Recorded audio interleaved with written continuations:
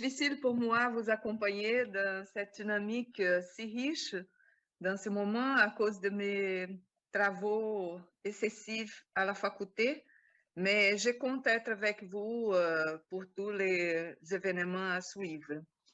J'ai préparé, mais je n'ai pas envoyé une motivation autour de Paulo Freire.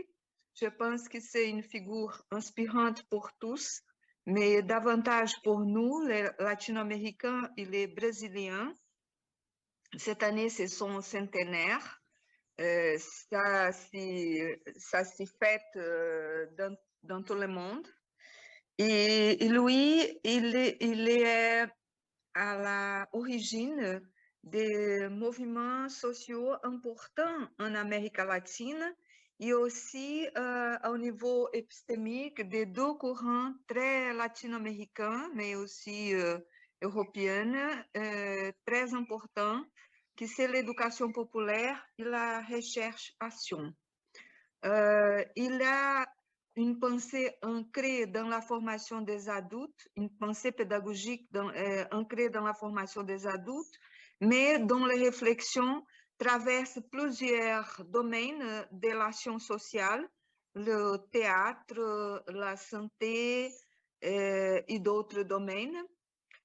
Aussi bien que les principes de sa pensée pédagogique sont orientations pour d'autres niveaux et d'autres modalités scolaires.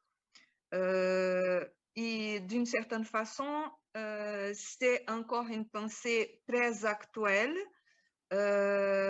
très émergente, qui renaissent dans tous les lieux où il y a des collectivités qui ont besoin de gagner un peu d'espace et d'identité politique. Donc, je pense que sa pensée, elle est très politique.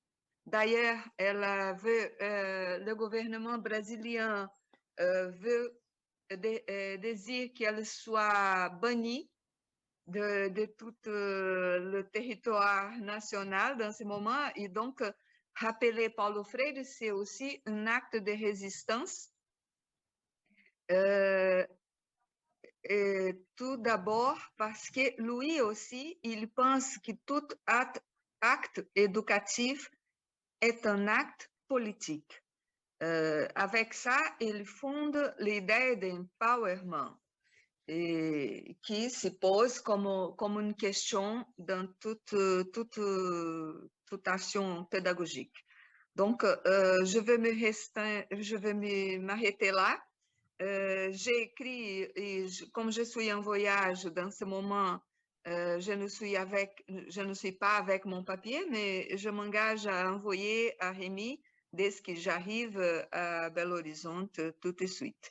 Je vous remercie pour cette chance aussi de prendre la parole dans ce moment. Merci beaucoup.